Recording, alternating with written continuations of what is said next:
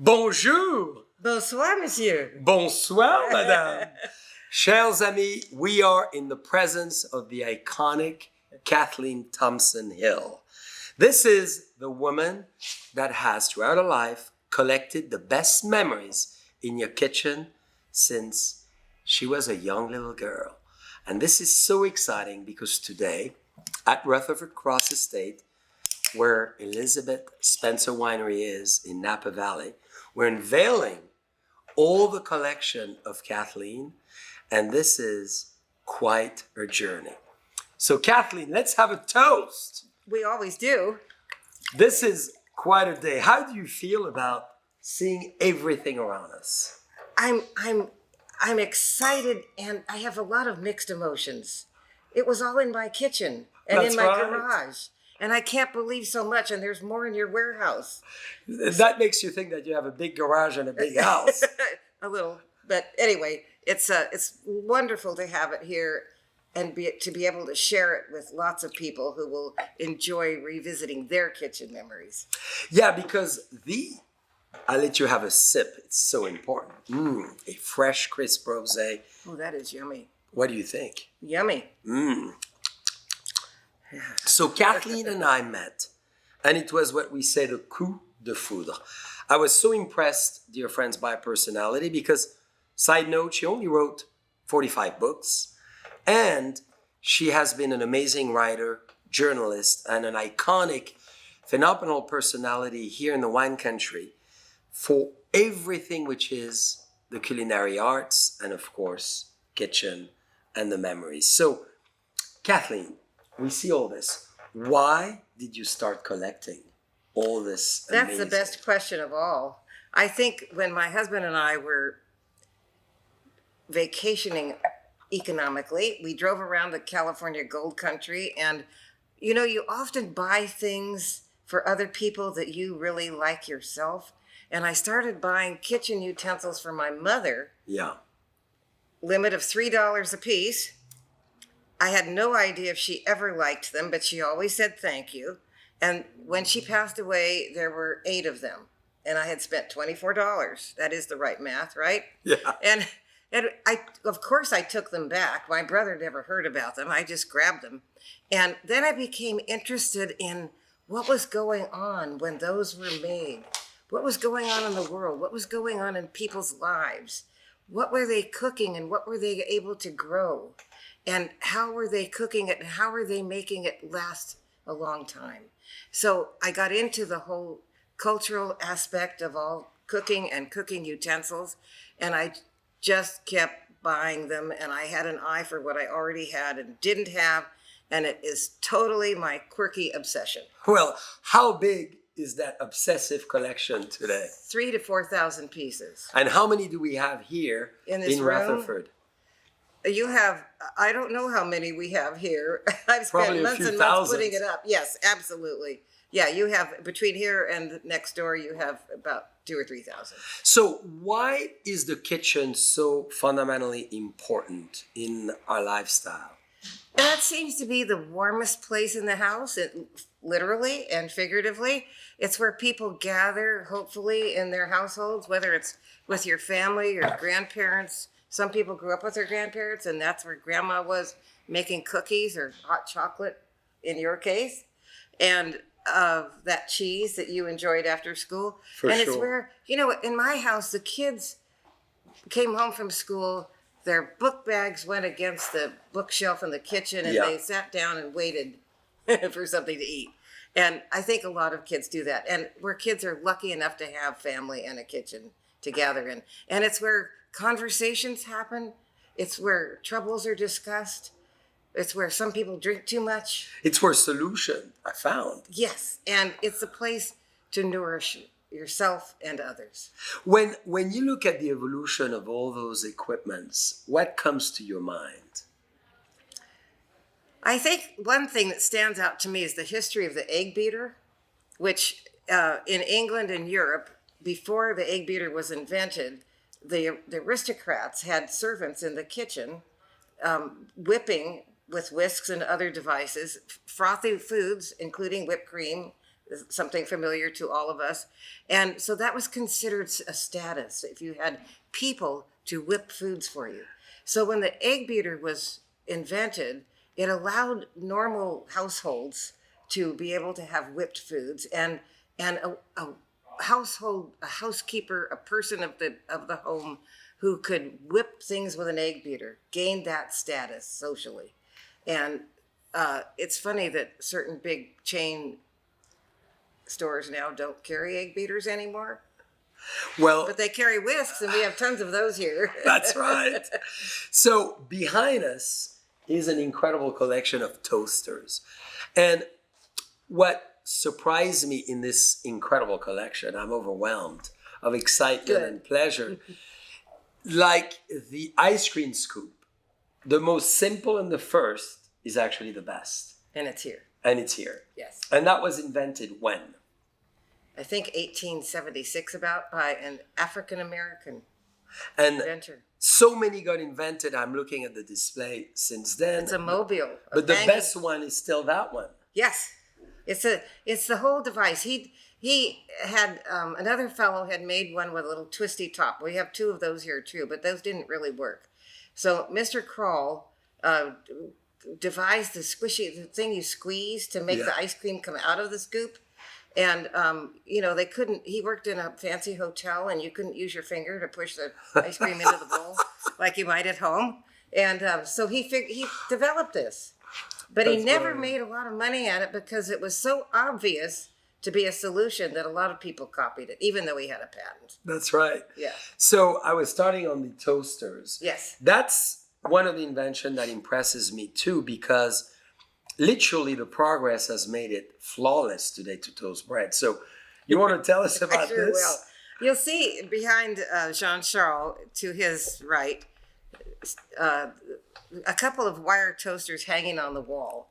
And those are from Old England in the 1800s, when women in the kitchens downstairs, no air conditioning, on their knees, on dirt floors, hanging a piece of bread over the fire to toast it for the master upstairs. Ooh la la. Yeah. And then we progressed. There's a whole history of toasters here. One of my favorites is the Toastolator. Yes. Made in 1948 with a spiolator window, so you can watch the toast go by, and you can see why it was only made 1 year. And we have it here. We have it here, absolutely. We have the first pop-up toaster here. We have a whole history of them. So they're all shiny and behind us on the wall. So tell us about your passion of collecting and your advice into collecting, because I have the same absolute contagious willingness to amass collection in fields I love. Mine is decanters for wine, champagne, spirits. So we have thousands and thousands and thousands of decanters, and I cannot stop. And I do categories. So you have a quirky obsession too. Oh, so many obsessions. It's for another episodes. Okay. How did you organize this process for you as far as collecting? Because there's 21 categories here. 120 categories 120 categories. in this collection. So how did you get very organized and methodical? Yes, and I can do that. I'm not a high-tech person. I call my daughter for advice, and sometimes in those binges, she answers the phone, Tech Central. But so I actually can do Word and things like that. And I have each category in its own file, everything listed by date, state of origin, country of origin, who manufactured it, and the year. I already said the date, and the year too. So everything is traceable. That's amazing. And then also they were all packed in boxes with the boxes labeled of what's in them. And so it's been fun. When you build a collection, you always talk about what you don't have. Is there anything that you wish, besides more wine in your glass? That's fine, thank you. Is there anything that you are dreaming to get now that we don't have around this beautiful room? Well, that La Cornue stove that you would also love to have Well, but that's here. going to come. Yeah. We're going to find it. I think maybe, I found a lot of copper pots that we have here, and I would like to have more of those at my Yes, house, that's frankly. right. And I don't really know of anything I'm missing that I haven't found. I mean, I travel a lot. I've been to several countries collecting all of this, and I see things that I don't know I need That's right. until I see them. That's it. Yeah. The needs are the one you don't know you have till you see it. That's Yeah. well said. Yeah. Now, what is as well besides, the ice cream, the egg, and the toasters? What is one of the most exciting things that you love to talk about as far as the items? Well, some of the waffle irons. I mean, one comes with a great story from Suzanne Brangham, who was the developer of Ramekins Culinary School in Sonoma and of MacArthur Place in Sonoma and Layla Restaurant, which was then called Saddles under her. But anyway, in the hallway of Ramekins, on the way to the restrooms, was a table with a double waffle iron on it, very Wow. heavy. Yeah. And a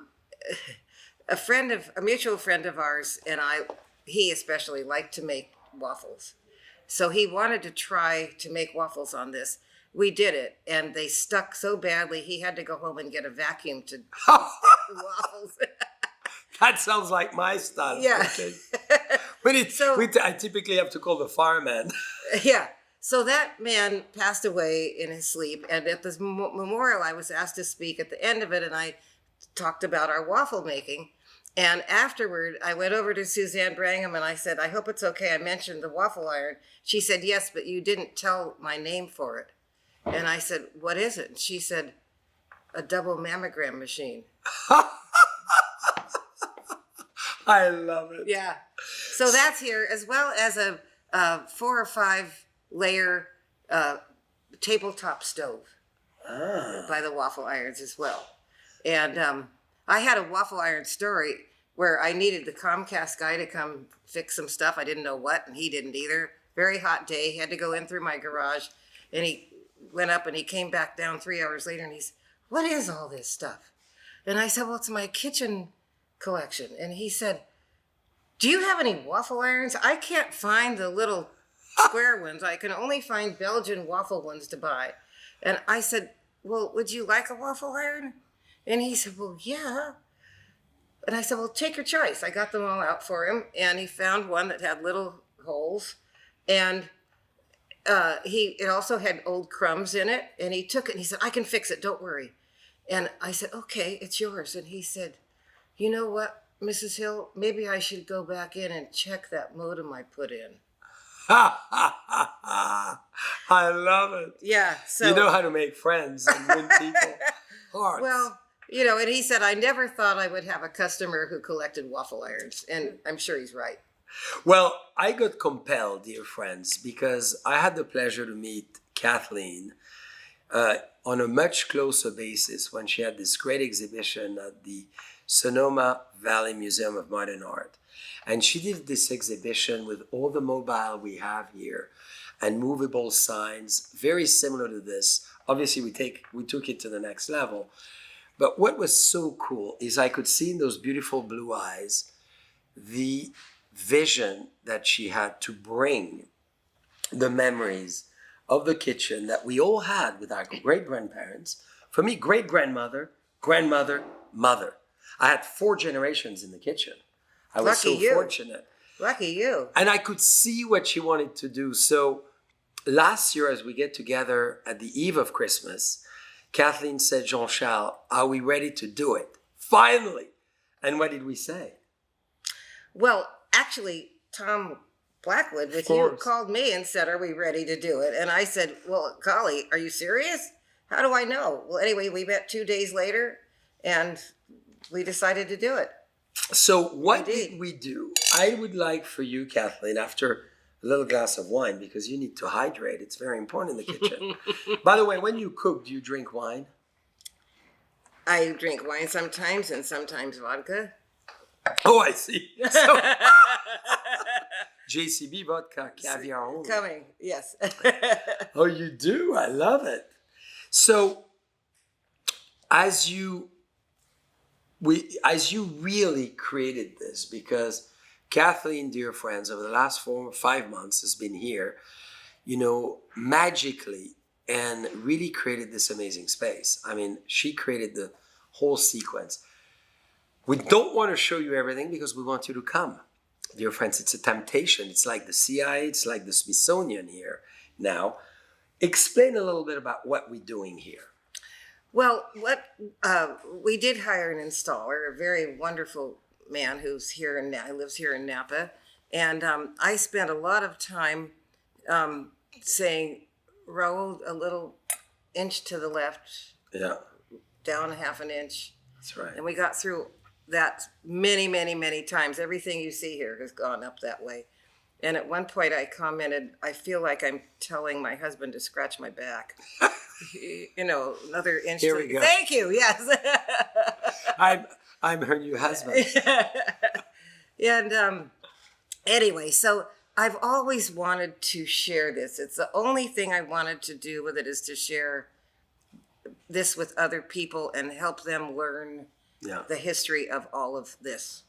And that's what we've made possible together. That's right. And thank you and forgive me. Why is it so important to share this specific topic to America today and the world for that matter?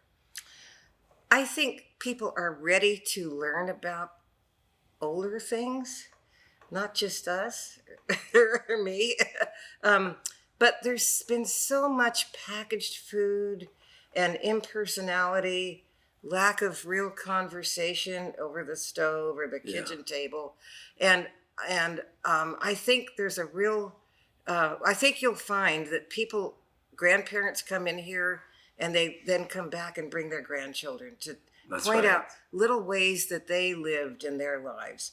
Toasters, especially. We have the flip toasters where a lot of people had to flip the piece of bread and they tell their grandchildren that. Then the kids bring their parents and their parents say, oh my gosh, that's what my grandmother did. That cheese grater is the one my grandfather let me use on Sundays because it might cut my knuckles. Yeah, I'm a big fan of your cheese grater collection. It's over there in Mobile. I'm loving it. Obviously, I'm a big cheese head. I cannot help it, obviously. Yeah. But you know what I love is I've actually probably used only a third of those. And many of the collection you have here, and dear friends, I know we're making you salivate. You have to come to see it. Rutherford, Napa Valley, California, is really phenomenal.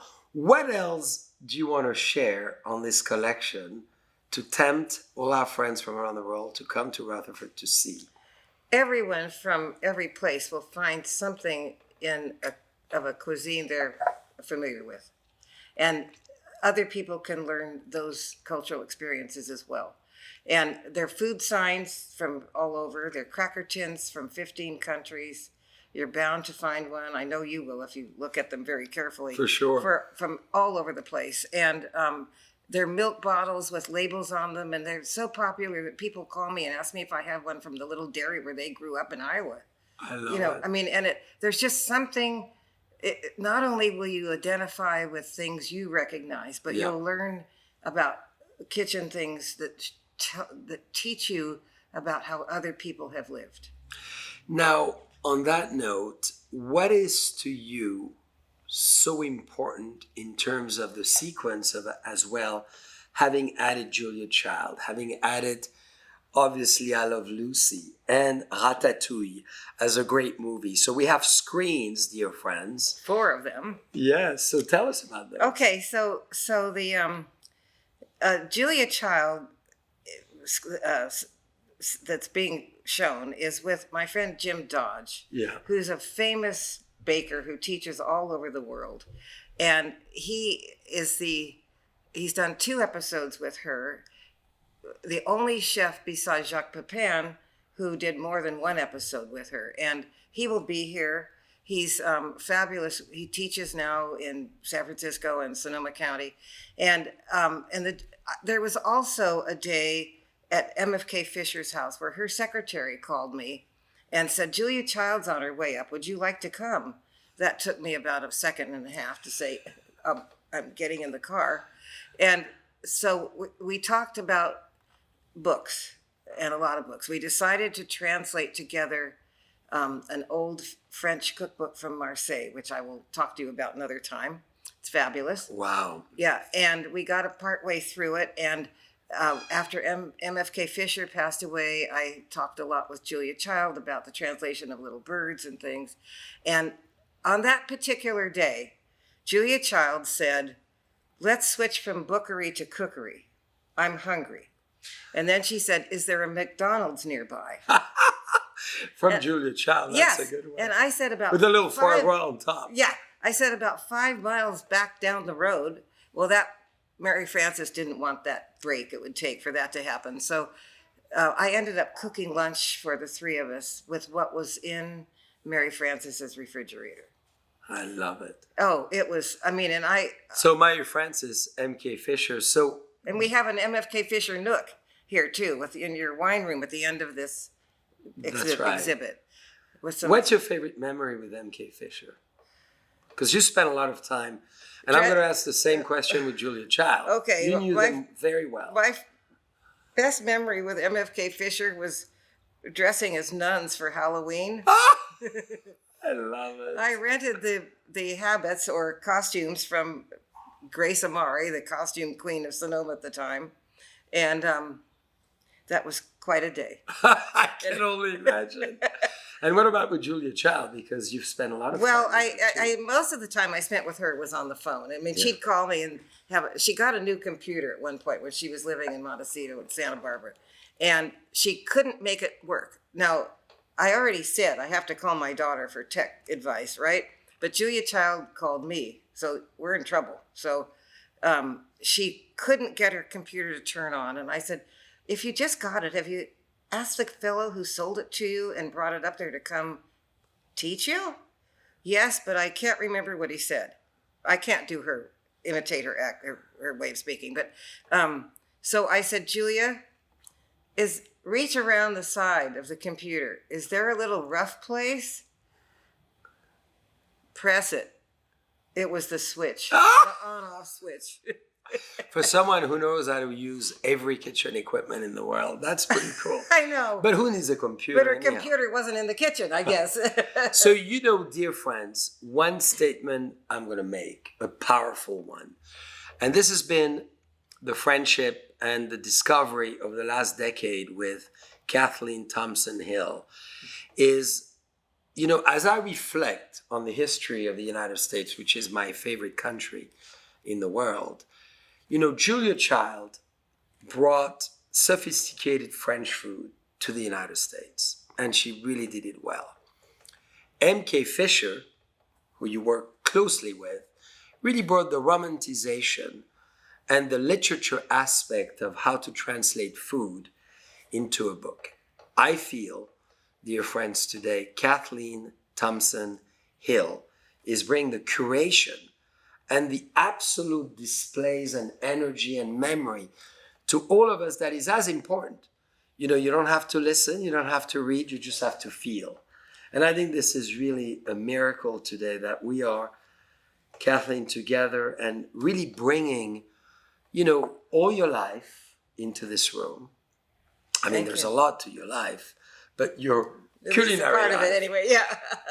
And then, all those phenomenal memories. So I'd love for you to tell us if there's a dedication you do to this in terms of your memories. Who is that with and what is it? A dedication? Mm-hmm. I dedicated the exhibit and the whole effort at the Sonoma Valley Museum to my late husband, Yes. Gerald Hill. And now I'm going to start crying.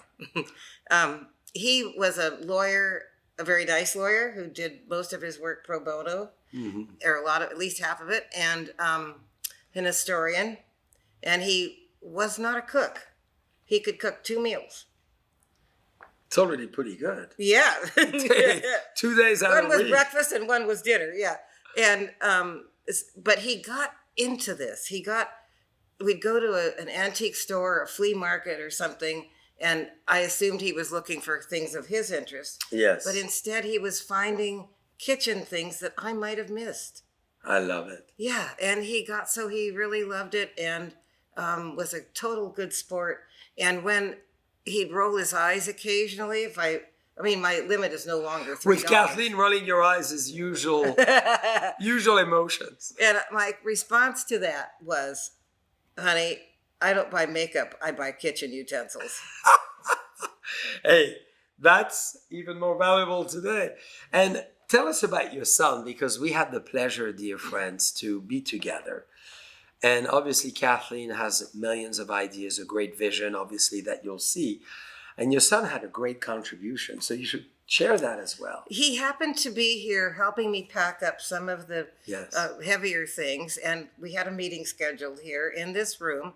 And Matt came along, and you and he hit it off. Matt, Like crazy. So, Mac, thank you for your amazing contribution, because tonight is with you as well. I know you could not be with us physically, but the table and the way we are doing the event is exactly how we planned it that day. Exactly. And he sends his regrets, and he's having to be in Los Angeles while living in Oaxaca this school year. Yeah, but he'll be with his back, family. and his Yeah. wife is a great baker. Yes, she is. She's well known in Los Angeles. She had Proof Bakery in Los Angeles. And the night after we met with you, he and I went home to our kitchen table where the great conversations happen, and drew out a floor plan of I this. love it. And here we are. And so, dear My friends, daughter is also wonderful. well, I cannot wait to meet her. Yeah. Where is she right now? She is probably driving a child to one of their activities.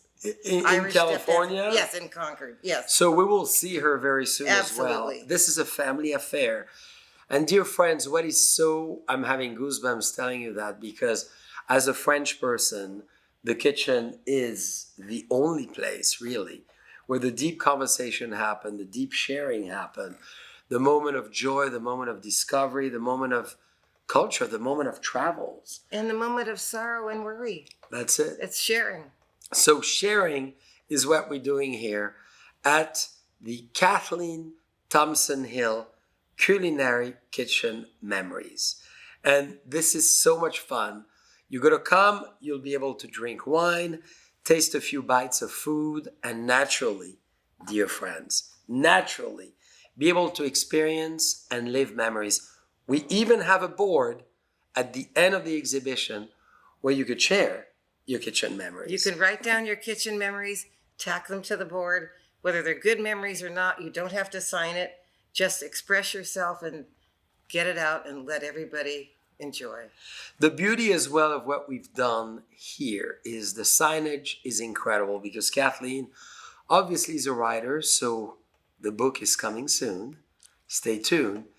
And therefore there's ample explanation, which I love because I love reading, to learn really thoroughly. And on top of it, she did between a minute to a minute and a half of fabulous, through your QR code, explanation of each of the displays. So you'll be able to be, one, more cultured, two, have magnetic vibration, bring memories to your family, bring your kids. It's free of charge for them, of course. For you, no, because you'll get some wine as well. And it is so good. So come and visit. Kathleen will be here a lot. We're going to do a ton of events. And events, what kind of events are we going to do? We're going to do dinner and a movie with a movie outside on the wall of the building you painted white. We're going to do cooking demonstrations and all sorts of things. So, dear friends, stay tuned with us and come to Rutherford. We're going to have a lot of fun. Napa Valley is not just about wine. It's about food. It's about culture. And it's about great people. And this is the first That's the first culinary history exhibit at a winery. in the anywhere. winery ever. Dear friends, cheers and come and Cheers. join us. Thank you so Kathleen, much. congratulations. Thank you for the opportunity. Thank you.